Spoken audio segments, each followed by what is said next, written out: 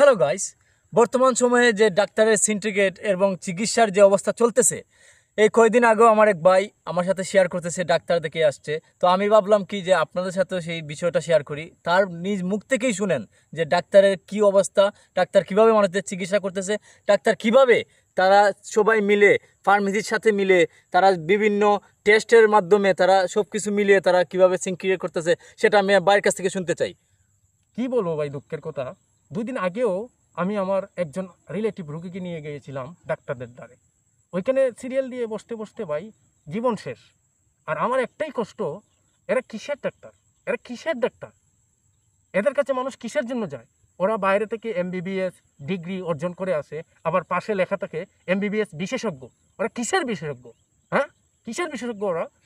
যে কোনো রোগ ধরতে গেলে ওরা টেস্ট দিয়ে দেয়, 14টা 15টা টেস্ট দিয়ে দেয়। আর সেই টেস্ট করাতে গিয়ে আমাদের সব টাকা শেষ, কালি একদম শেষ। সেই টেস্ট যে করাবে ল্যাবের, ওদের সাথে ওদের হাত আছে।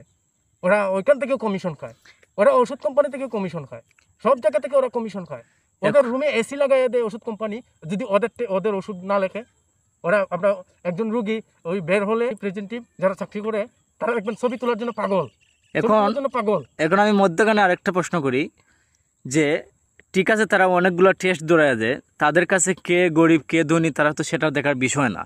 এখন যাদের টাকা আছে তারা না হয় 4টা 5টা টেস্ট করায় নিয়ে আসে, যাদের টাকা নেই তারা কিভাবে এটা সম্ভব, তারা কিভাবে ডাক্তার দেখাবে? আর তারা ডাক্তারের নাম নিতে গেলে তুই ভয় পাবে। হ্যাঁ ভাই, আমি নিজে দেখেছি। অনেক দূর থেকে একটা রুগী আসছে, অনেক কাকুতি করছে যে ভাই আমাকে একটু আগে দিয়ে দেন। আমার সামনে রুগী, আমি বলছি দিয়ে দেন ভাই। আরও অনেকে মানা করতেছে, সমস্যা নাই, এটা মানছি, এটা সবার ক্ষেত্রে। তবে কিছু মানুষের এটা মানা উচিত যে দূর থেকে মানুষ আসলে তাদেরকে একটু মাঝে মধ্যে স্যাক্রিফাইস করা, কারণ তারা অনেক দূর থেকে আসছে, তারা বাসায় যেতে হবে। কিন্তু আমার একটাই কষ্ট ভাই, আমার একটাই কষ্ট, সুনামগঞ্জে এখন ডাক্তারের অভাব নেই। সুনামগঞ্জে এখন ডাক্তারের অভাব নেই, অনেক বিশেষজ্ঞ, অনেক নামি দামি ডাক্তার। কিন্তু আমার কথা হচ্ছে কি ভাই জানেন, ওরা এত বড় বড় ডিগ্রি অর্জন করে আসে, ওরা কিসের জন্য এই ডিগ্রি অর্জন করে? ওরা বিশেষজ্ঞ কিসের জন্য? এত টাকা কিসের জন্য খরচ করে ওরা?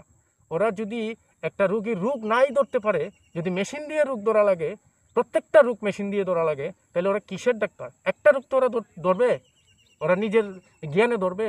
ওরা এতটুকু পড়ালেখা কিসের জন্য করছে? কিসের জন্য এত পড়ালেখা করছে? একটা রোগ ধরতে পারে না, মেশিন দিয়ে সব রোগ ধরা লাগে।